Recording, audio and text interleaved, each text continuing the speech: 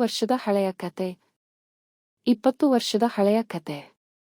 ಸುಮಾರು 20 ವರ್ಷಗಳ ಹಿಂದೆ ಕರ್ನಾಟಕದ ಒಂದು ಪುಟ್ಟ ಹಳ್ಳಿಯಲ್ಲಿ ರಾಘವ ಎಂಬ ಯುವಕ ತನ್ನ ತಂದೆ ತಾಯಿ ಮತ್ತು ತಂಗಿಯೊಂದಿಗೆ ಸರಳ ಜೀವನ ನಡೆಸುತ್ತಿದ್ದ. ಅವರ ಕುಟುಂಬ ಕೃಷಿಯನ್ನೇ ಅವಲಂಬಿಸಿತ್ತು. ಆ ಕಾಲದಲ್ಲಿ ಹಳ್ಳಿಯಲ್ಲಿ ಮೊಬೈಲ್ ಫೋನ್ಗಳಿರಲಿಲ್ಲ. ಜನರು ಪತ್ರಗಳು, ಮುಖಾಮುಖಿ ಮಾತುಕತೆ ಮತ್ತು ನಂಬಿಕೆಯ ಸಂಬಂಧಗಳ ಮೂಲಕವೇ ಜೀವನ ಸಾಗಿಸುತ್ತಿದ್ದರು.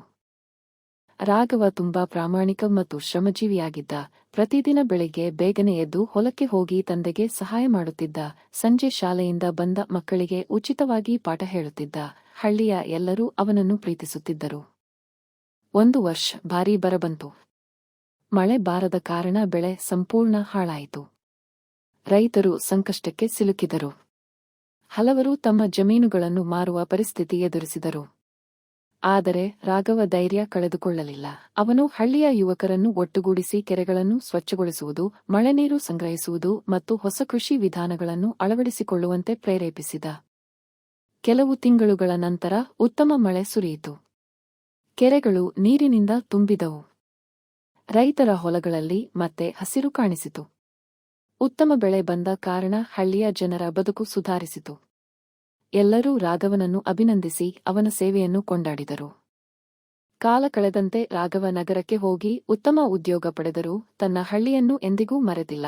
ಪ್ರತಿ ವರ್ಷ ಊರಿಗೆ ಬಂದು ಶಾಲೆಗೆ ಪುಸ್ತಕಗಳನ್ನು ನೀಡುತ್ತಿದ್ದ, ಬಡ ವಿದ್ಯಾರ್ಥಿಗಳ ವಿದ್ಯಾಭ್ಯಾಸಕ್ಕೆ ಸಹಾಯ ಮಾಡುತ್ತಿದ್ದ ಮತ್ತು ರೈತರಿಗೆ ಹೊಸ ತಂತ್ರಜ್ಞಾನಗಳ ಬಗ್ಗೆ ಮಾಹಿತಿ ನೀಡುತ್ತಿದ್ದ. ಇಂದು ಆ ಘಟನೆಗೆ ಸುಮಾರು 20 ವರ್ಷಗಳು ಕಳೆದಿವೆ. ಹಳ್ಳಿಯ ಹಿರಿಯರು ಇನ್ನೂ ರಾಘವನ ಕಥೆಯನ್ನು ಮಕ್ಕಳಿಗೆ ಹೇಳುತ್ತಾ, ಜೀವನದಲ್ಲಿ ಎಷ್ಟೇ ಕಷ್ಟ ಬಂದರೂ ಧೈರ್ಯ, ಪರಿಶ್ರಮ ಮತ್ತು ಪ್ರಾಮಾಣಿಕತೆ ಇದ್ದರೆ ಯಶಸ್ಸು ನಮ್ಮದಾಗುತ್ತದೆ ಎಂದು ತಿಳಿಸುತ್ತಾರೆ. ರಾಘವನ ಜೀವನ ಅನೇಕ ಯುವಕರಿಗೆ ಪ್ರೇರಣೆಯಾಗಿದೆ. ಅವನ ಸೇವಾ ಮನೋಭಾವ, ಸಮಾಜದ ಮೇಲಿನ ಕಾಳಜಿ ಮತ್ತು ಇತರ ಒಳಿತಿಗಾಗಿ ಮಾಡಿದ ಕೆಲಸಗಳು ಇಂದಿಗೂ ಜನರ ನೆನಪಿನಲ್ಲಿ ಉಳಿದಿವೆ. ಕಥೆಯ ನೀತಿ: ಪ್ರಾಮಾಣಿಕತೆ, ಕಠಿಣ ಪರಿಶ್ರಮ ಮತ್ತು ಸಮಾಜ ಸೇವೆಯ ಮನೋಭಾವ ಇದ್ದರೆ ಯಾವುದೇ ಸಂಕಷ್ಟವನ್ನು ಜಯಿಸಿ ಇತರರ ಜೀವನದಲ್ಲೂ ಬೆಳಕು ತರಬಹುದು.